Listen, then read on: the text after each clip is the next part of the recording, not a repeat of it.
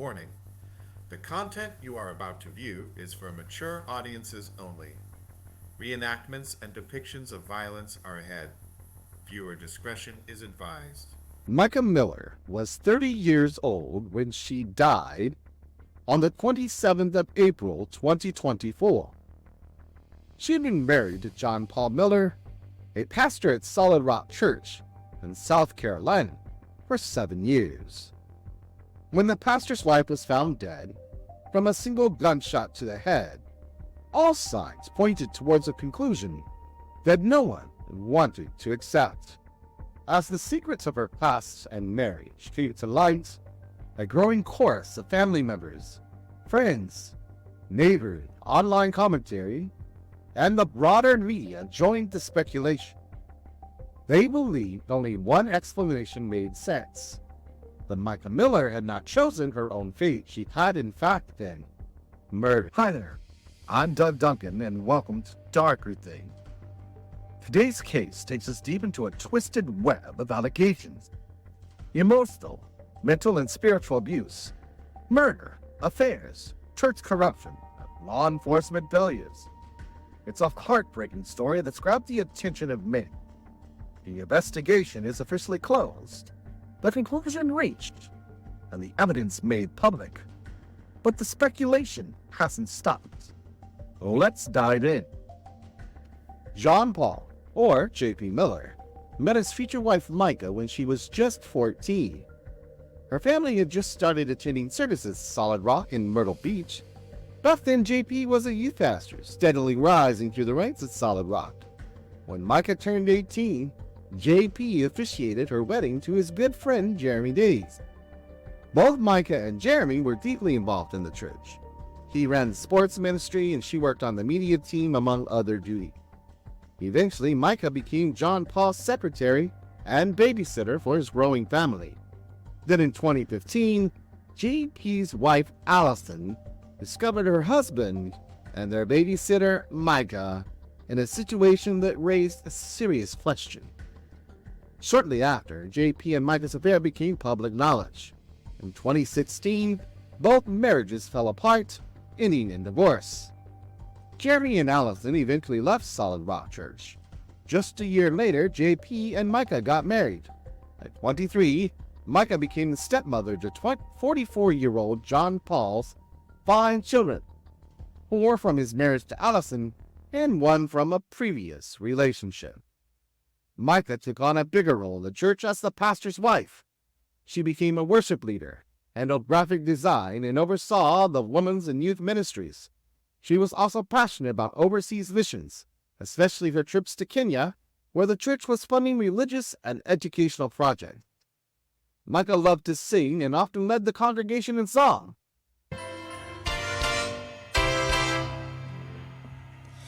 Give me life, take me for what I am, 'cause I'll let you change. But on April 27, 2024, things took a dark turn.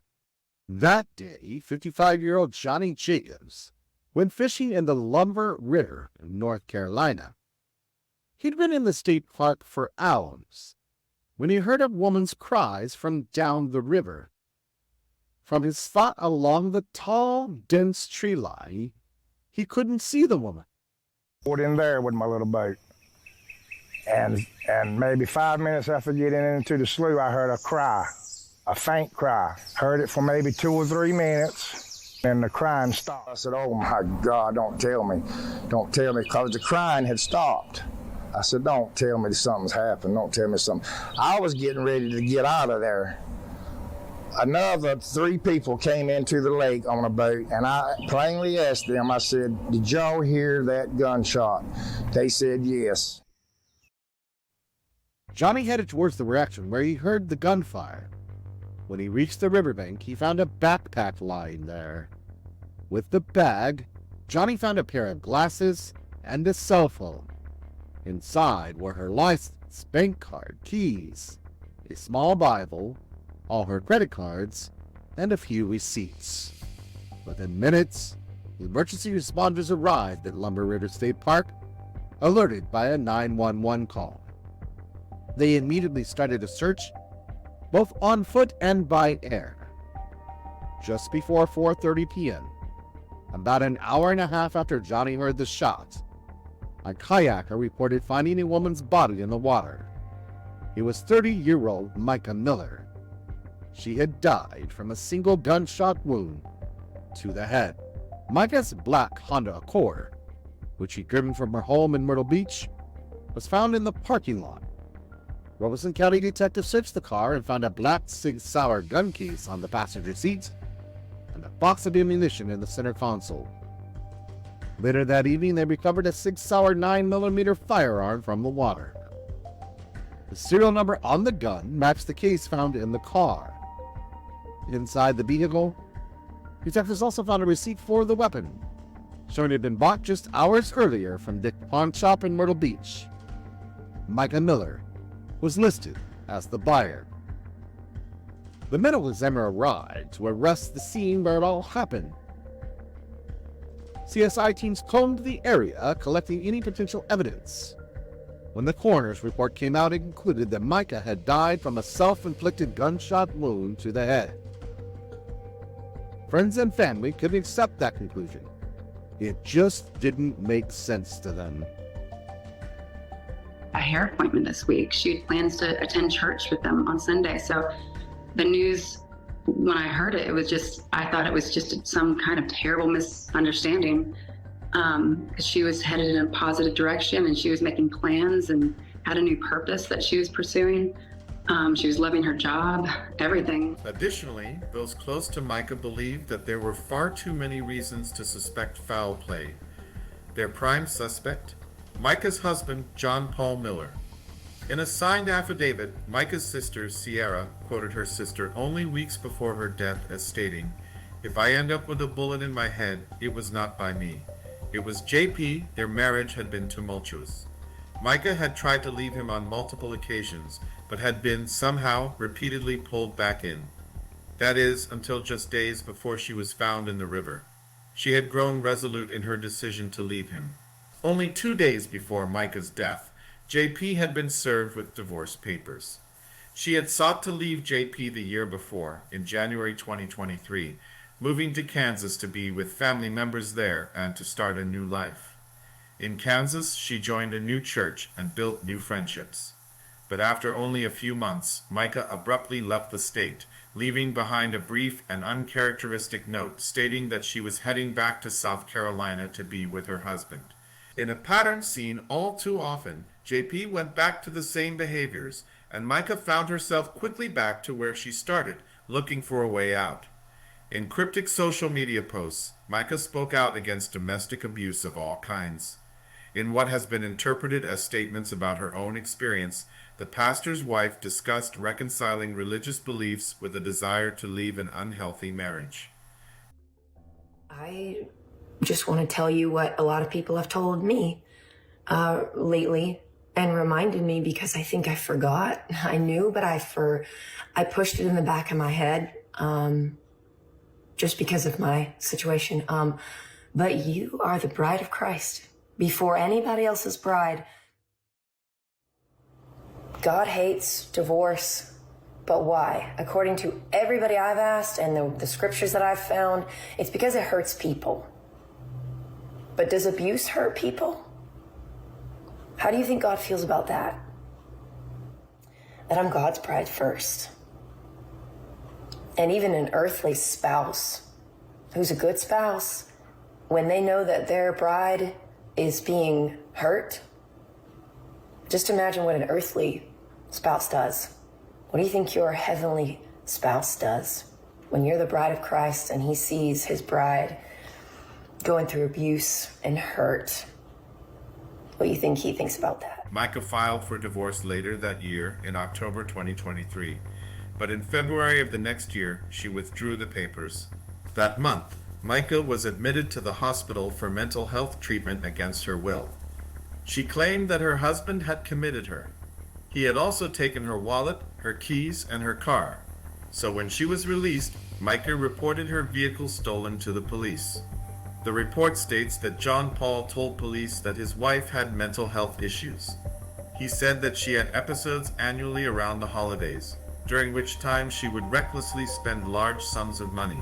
He justified taking her car by explaining that he was preventing her from selling it, and he refused to give it back for several weeks. There was little that Myrtle Beach police could do with this information. The couple was still married, which meant that Micah's vehicle was marital property legally. Her husband could not have stolen it. After filing for divorce in the autumn, Micah grew concerned that she was being stalked by her estranged husband. Twice she found that a sharp metal object had slashed the tires of her vehicle. When this happened the first time, a mechanic from the Honda dealership fixing the vehicle found a GPS tracking device attached to the car. As if to confirm what Micah had already intuitively known, John Paul turned up at the dealership to confront her. Another complaint to the police about the GPS tracker led to the same result. JP made claims that his wife was mentally unstable. He claimed that shortly after their wedding in 2017, she was diagnosed with bipolar II, schizophrenia, and dependent personality disorder. He then claimed the GPS tracker was on the car for her own safety. As long as she took her medication, the pastor said, his wife would be fine. But Micah had a roller coaster relationship with her meds. Earlier in the year, the wife of a well-meaning pastor friend offered to pray for her and believed that her mental illness would go away. According to JP, this led Micah to believe that she no longer needed the medication. Thank you for all your prayers and support. Know that I have to keep my circle really, really small right now. I'm used to having a really big circle, so it's hard because I want to reach out to everybody and tell you how much I love you and I miss you. But this is the best way that I know how, so I love you all. I miss you. With the limited information available at that time, the responding officer took no action. The vehicle remained marital property. By extension, the GPS tracker on the car was as well. In an email sent to Micah, John Paul apologized to her for the use of the trackers. But as Micah moved forward with the divorce, the pastor continued to lash out. On April 8th, Micah spoke to the police yet again. This time, she told them that her husband had posted an indecent photograph of her on Facebook. Micah told the police she had sent her husband the photograph about 6 months before. Before being posted, parts of the photo had been blurred, so it did not meet South Carolina's code of law for nudity. Officers told Micah that as the photo had been posted online anonymously, there was no way to prove her husband was behind its publication, though once it had been sent to him, it would have been legally his. Yet again, there were no actions taken against the pastor, though Micah told the police that she feared for her safety, explaining that she had come to understand that her husband had groomed her since 2010 when she first met him as her youth pastor at the age of about 14. John Paul was 14 years older. At that time, he was already married and the father of a few children. Less than a week after the last police report, Micah found a GPS tracker on her vehicle for a second time. She filed for divorce the next day.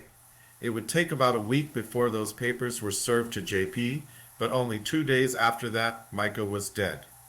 The only individual in Micah's life who appeared to be unfazed by her tragic death was her own husband. In the days after she was found, John Paul gave no indications as to the turbulent nature of his marriage. In her obituary described by Micah's friends as a narcissist's ramblings, he wrote of Micah, "She and JP have been friends since 2009, married in 2017, and spent almost every single day and night together. Micah made the greatest of efforts to always be the best wife she could be. She would praise her husband after every church service, telling him he was the best preacher in the world, even if it wasn't true. She also told him he was the funniest preacher in the world, even though that wasn't true either." The day following her death, the pastor decided to break the news to the church congregation in a casual and unsettling announcement that followed his sermon. Micah Miller had been found in the water less than 24 hours earlier. The coroner had not made a determination as to the nature or cause of her death when JP made this announcement, and the Robeson County Police were still treating the incident as a suspicious death. Nonetheless, the pastor pointed immediately to his wife's alleged mental state, declaring that her death was self-induced. The pastor appears to have been far more vocal regarding his wife's alleged mental illness than his own. Indeed, many of the details of John Paul's personal life before his marriage to Micah stayed hidden for years. That changed when he came under scrutiny in the wake of his wife's death. A video posted on Facebook by one of JP's neighbors, dated in 2015, shows John Paul experiencing what some are calling a drug-induced psychosis. In the video, he explained to an unidentified person that his medication had been changed. John Paul's troubles began at an early age. As a teenager, he earned a criminal record for incidents of delinquency, driving under the influence, and assaults.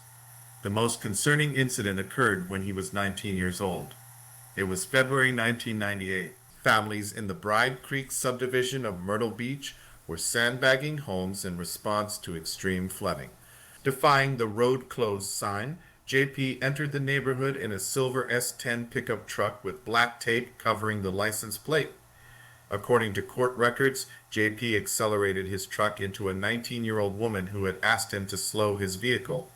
He then continued to drive for about 100 yards, with her clinging onto the hood before he slowed and she was able to safely roll off. The court ordered that he receive a suspended sentence of 4 years, 3 years of probation, 500 hours of community service, and an order to pay court fees. On May 31, 2022, John Paul applied for and received a pardon for this conviction. Social media and some news outlets have become rampant with suspicions and accusations leveled at the pastor, related not only to his wife's death, but to other alleged nefarious behavior. It emerged that the pastor was having an affair with a woman in the Solid Rock congregation named Susie Skinner. Susie, seen out for margaritas and shots with JP 4 days after Micah's death, has formally denied that she is dating the pastor. Former church members and friends of JP and Micah said that the relationship was public and had been going on for some time. What was not openly discussed was the suspicious death of Susie's husband, Christopher. Christopher had been wheelchair-bound following a drunk driving accident in 2000. He met Susie through his rehabilitation and later became an inspirational speaker and author. On September 6, 2021, Christopher drowned at a community pool in Myrtle Beach when his wheelchair tipped into the pool and he became trapped underneath it. He was 41 years old. An investigation into Christopher's death found no signs of foul play. Security camera footage of the community center showed that he had been there alone, though this did not explain why his chair abruptly accelerated forward into the pool. His death was ruled an accident. JP's ex-wife, Allison, has accused her ex-husband of having a sexual addiction and behaving inappropriately with the teenagers at his church. One of these teens, now a grown woman, took to Facebook to tell her story, alleging that John Paul once forced himself on her. John Paul Miller has been removed from his position as pastor at Solid Rock Church, though he is still technically employed there. None of the pastor's history makes him guilty of his wife's murder. He may very well be guilty of other crimes that are now emerging, but it is too early to tell. What we do know is that Micah had been keeping track of her husband's transgressions.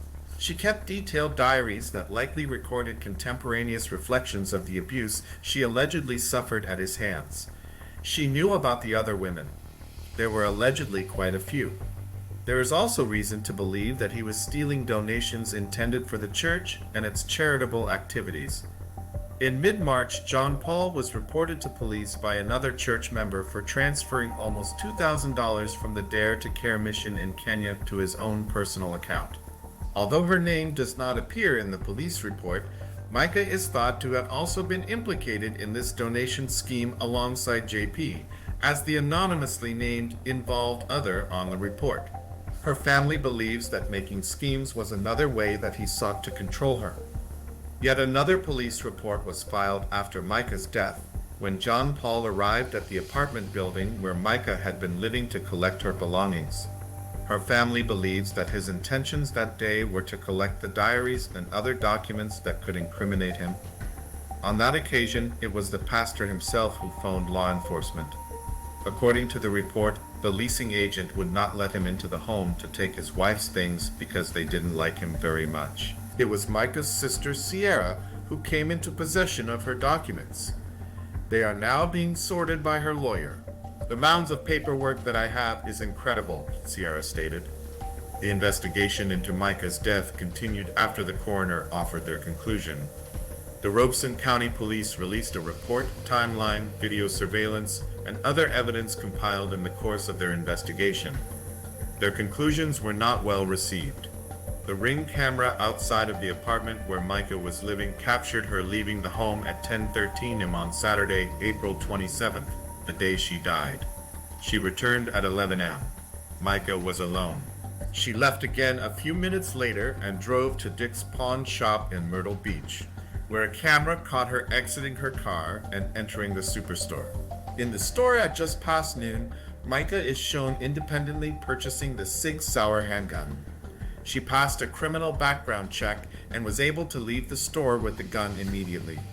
Her phone search history showed that she searched for a national park, returning the directions for Lumber River State Park. On the way to the park, she stopped off at a gas station where she purchased a drink. The receipt was found in her car, and security camera footage in the store showed her once again shopping alone. Micah carried on to the state park. Once there, Micah placed a call to 911. The final statement that Micah made to the operator was to state her intentions, what she was about to do. She only wanted her family to be able to locate her. Despite this, there are those online who have claimed to hear a man's voice in the background, perhaps convincing her to lie on the phone call. Still, others have suggested that the voice on the call is not Micah at all, but produced by AI as part of John Paul Miller's plan to get away with murder.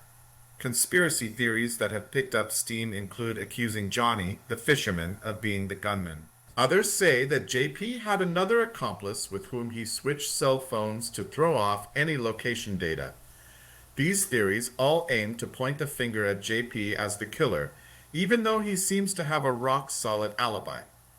I want this to stop as far as me. I don't want to make this all about me because I'm still thinking about Micah. I'm trying to respect her family, and I got total respect for them, and I am so sorry for what they're going through. The night before Micah was shot, JP drove to a sporting event in Charleston, a roughly 3-hour drive south of Lumber River Park in North Carolina.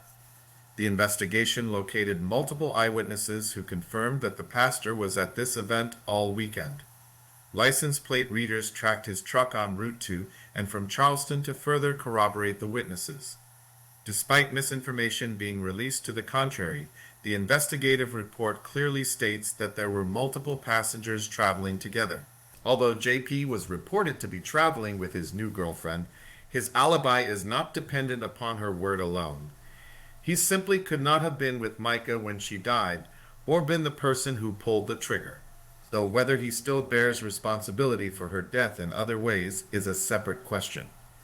On Sunday, May 12, 2024, John Paul held a funeral for Micah at the Solid Rock Church. Her family did not attend. The report released by Robinson County Sheriff Bernice Wilkins concluded that, unfortunately, rumors and conspiracy theories were spreading quickly and assumptions were being made. However, in the end, we must make decisions based on the facts and evidence that has been gathered. While I know it's not what many people wanted to hear, the evidence is quite clear and compelling, and we are as saddened as anyone that this occurred. The report did not end the speculation. Indeed, the evidence released has now been scrutinized in an effort to discredit its conclusions. Independent media is questioning why a small cross tattoo on Micah's hand is not visible from the camera angle at the pawn shop while she purchased the gun. Videos have been published questioning the timestamps on the security footage from the parking lot, perhaps suggesting that the footage has been altered. Many do not wish to accept that the 911 call happened at all. Solid Rock Church leaders have reported receiving harassing phone calls and messages. The coroner who performed the medical exam has received threats. So has Johnny Jacobs, the fisherman from the state park. He has now appeared on multiple news outlets declaring his innocence. As these theories spread, so do the allegations and online abuse. John Paul hired a lawyer. Letters were issued calling for an end to the accusations of murder and other abusive behavior directed at JP that are proliferating online. The pastor has denied ever hurting his wife in any way. Claims that he had groomed her since the age of 10 must be false, he says, because they did not meet until she was 14. The police report where this accusation was made by Micah probably transcribed her statements inaccurately. Micah likely would have stated that the grooming began in 2010, not when she was 10 years old. Micah was cremated before a second independent autopsy could be performed. It seems that there are also gaps in the standard practices in North Carolina that Micah's family believe rendered the autopsy incomplete. They did not perform a toxicology, for example. Adding more fuel to the fire, John Paul pushed for cremation immediately. Family reported that he refused access to view Micah until after they agreed to this. The family is not giving up. Revelations from John Paul Miller's past continue to accumulate, and the outcry for action to be taken is only growing. It has been reported that the FBI's assistance has been requested by law enforcement in North Carolina. But with the death investigation now declared closed, it is unclear what aspects of the case the FBI agents have been asked to look into. Today, we've delved into the tragic and complex story of Micah Miller, a life marked by hope, love, and heartbreak. The details we've uncovered paint a picture of a young woman who faced unimaginable struggles, and our hearts go out to her family and friends who are still seeking justice and closure. What happened to Micah is a stark reminder of the hidden battles many face behind closed doors. If you or someone you know is in a similar situation, know that there is help available. Reach out to local resources, friends, or family. No one should have to endure such pain alone. This case also calls for vigilance and awareness. If you notice signs of distress or abuse in those around you, please don't stay silent. Your intervention could be life-saving. As we conclude, I urge you all to keep Micah's loved ones in your thoughts. They continue to navigate this painful journey, and they need our support and understanding. Thank you for joining us on this exploration into the darkness. Remember, sharing these stories isn't just about recounting the past, it's about learning and growing from them. And always remember, once you enter the dark, you may never be the same.